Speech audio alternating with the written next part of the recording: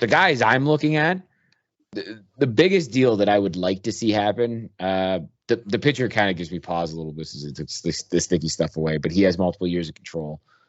Richard Rodriguez from the Pirates, but specifically, I want to see them go get Adam Frazier.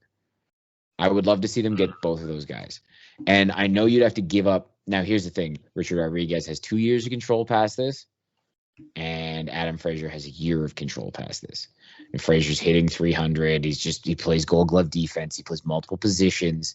And Richard Rodriguez is a phenomenal closer, even though he's been a little shaky since the sticky stuff thing. I think that would be the perfect type of trade. And if you're going to trade a roster piece, if you're going to trade a Gurriel, or if you're going to trade a Kirk, you got to do it for guys with control and guys that are going to be around for multiple shots, multiple kicks of the can with this group. And I think, especially if you did trade a Gurriel, for example, you can move Biggio into left field. You can have Dickerson and Grichuk DH, right? And Frazier can play third base, because then you have an elite third, like you have a better defender on the left side. And you were saying about lefty bats. Like, if there's one thing about this offense, that's exactly. And he doesn't strike out. And yeah, he doesn't hit for a lot of power, but who cares considering all the power hitters they have? It's a guy from the left side that hits. It's Michael Brantley with a little less power. Now, granted, Michael Brantley's hitting like 350 this year, but still, Adam Frazier's hitting like 320. Oh, if Michael Brantley was here as the DH, it would have been. We wouldn't have Semien. Say that all the time. That's true, actually. That is probably true. That is probably true. Things worked out.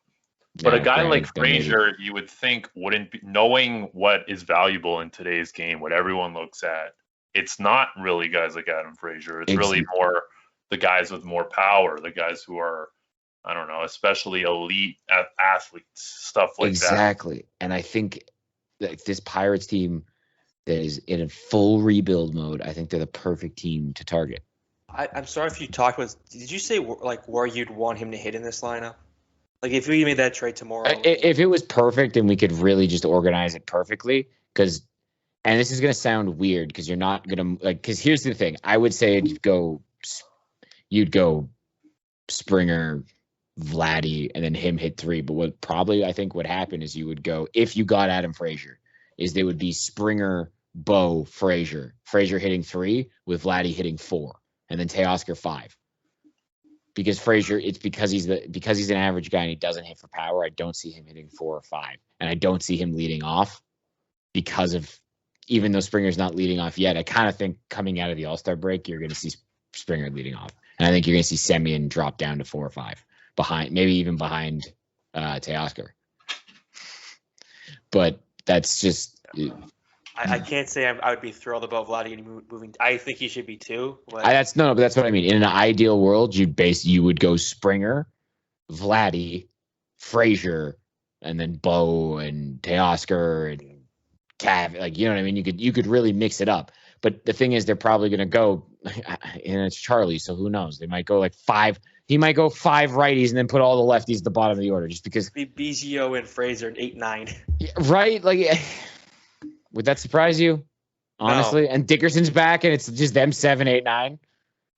Yeah. So like I said, I don't think it's a scenario where Danny would hit above any of those guys. But even with but you see what I mean, right? Like you would like to spread them out. That's only really why I bring up hitting Frazier there, because ideally he's really a leadoff hitter because he gets on base, he hits for a high average. He's a leadoff hitter.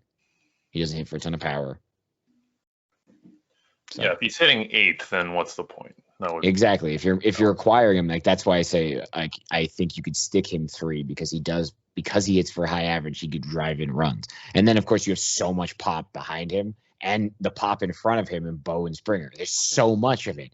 Because then you're going Vladdy, Teoscar, Semien, Grich, like maybe even Dickerson, who knows, right?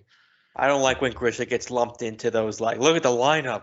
You know, people say, look Grichuk at this. Grichuk would be the other half of a DH with Dickerson. Yeah. Right? Yeah.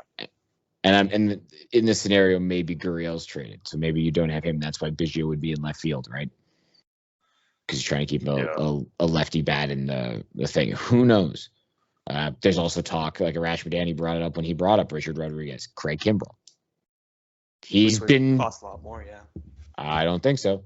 He's making a lot of money. Like $16.5 million, and it's a vesting option, which is gonna vest unless he gets hurt. For next year, it's $16.5 million. That's exactly. It's a big ticket, and you've seen that those big tickets don't go for a lot. The Cubs have been terrible. Within 2 weeks, they went from playoff contender to 5-year rebuild. Like in the matter of.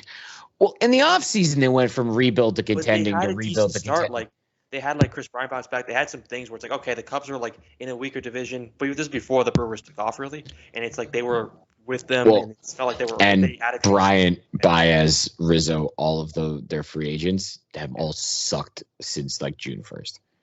Yeah, they all fell off.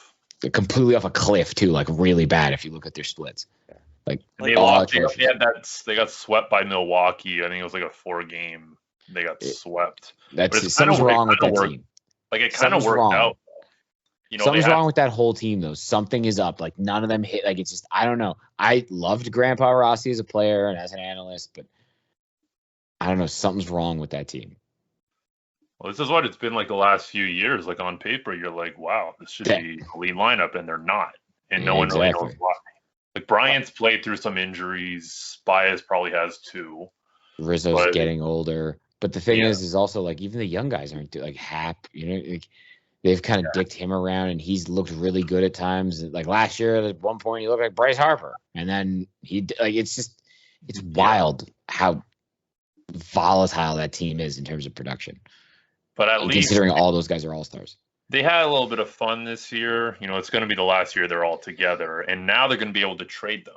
Because if they were this good in August, they would just be like having a half-hearted, let's do it. And then they just lose everybody. So they kind of get the best of both worlds here. Yeah. Yeah. Well, they have to. If they started this slump July 31st, it would have just been.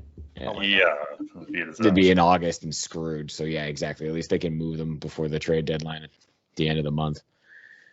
Are there any other trade targets though that you guys were kind of looking at? Because I know, like again, my ideal thing would be like go get the closer, Richard Rodriguez. Ideally, the sticky stuff. He's over that, and he's got multiple years of control and multiple years of control of a lefty bat like Adam Frazier. I know the dream for me that I discussed in the offseason and when he was struggling early was like, holy shit, this, the Luis Castillo sweepstakes. Yeah. It's not going to happen now. The Reds are, looking like they're in a playoff race.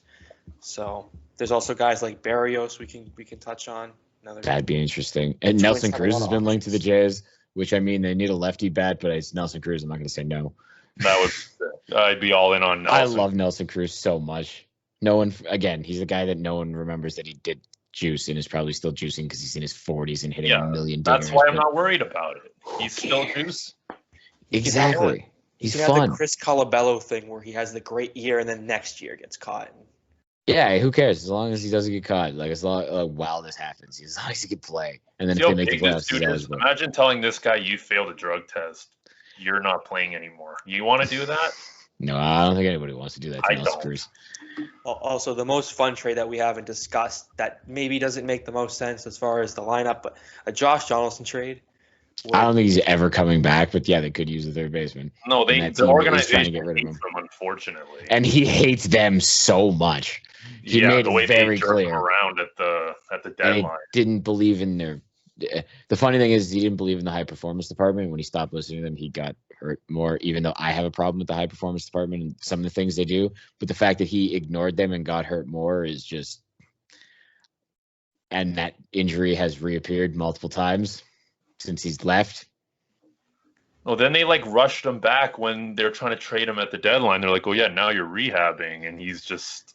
Obviously has a reason to be upset. That whole thing was a mess. I don't know what the hell happened there. And they turned down a Jack Flaherty trade before the season, which just hurts my soul. That was rotation. So that 2018 team was going nowhere. It wasn't. There was no shot they were winning. And Jack Flaherty would be your ace. I know. But that's a lot of ifs and buts or candy and nuts, right? Yeah, fucking old. If we had Flaherty, we wouldn't have Robbie Ray, Steve. Let's just talk ourselves into that. Exactly. I'd still rather Jack Flaherty, but anyways. Also, before we get to the next topic, how many homers did Olsen hit? Is he out? Yeah, I think he's out. Mancini had a really good round. He had like 24. Is that really good now, shit. though? I'm watching Story go. I don't know, man. Yeah, that's pretty good. I think it was Carabas and Dallas Braden, Carabas and fucking what's his face, Dallas Braden, who said the best final possible would be Ohtani and Mancini. It's the best story and the best story. The guy who beat cancer and fucking Babe Ruth 2.0 from Japan. That would be the greatest final ever. Or Trevor Story, in Denver and then gets traded immediately after winning the home run derby would be hilarious. I still want Gallo, who is another trade target. I would be very interested. Joey Gallo's going to hit like a 550-foot home run. I know it's not going to happen, but I would love Joey Gallo to play third base like he used to. Oh, yeah. Can you imagine? That would never happen anymore. They would never move him back to third base. But oh my God, talk about a left-handed bat. That would be. Imagine adding Joey Gallo to this offense. He's a good defensive outfielder. He's elite. He's got a huge arm. He covers a lot of ground for a big boy at 6'5". He's a great right fielder. He's an elite defender. So.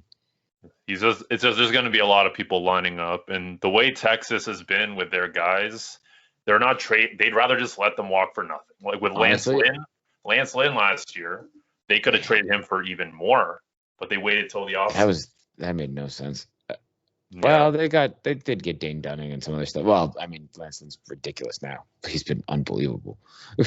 Yeah, I wonder what those offers were, but there's going to be interest in Joey Gallo. Oh, there should be a ton, especially considering he got so hot. I mean, what did he have? 10 home runs in the last 10 games or something like that before the All-Star break? Like, he went nuts. Yeah, in June he hit 10 home runs in June. So he's gone apeshit. He had an 1100 OPS. Yeah, so that's like you want to talk about the perfect left-handed bat that the Jays could use. Oh my God! Now he strikes out too much, but still, it's like I would still. He walks exactly. That's what I mean. And now he's hitting dingers again. Like that offense. Oh my God, it would be gross. Joey Gallo. Anything else before we move on? One more guy, John Gray. What would he cost, do you think? The Rockies are so stupid because, like, here's the thing. You should really try to go to Trevor Story too.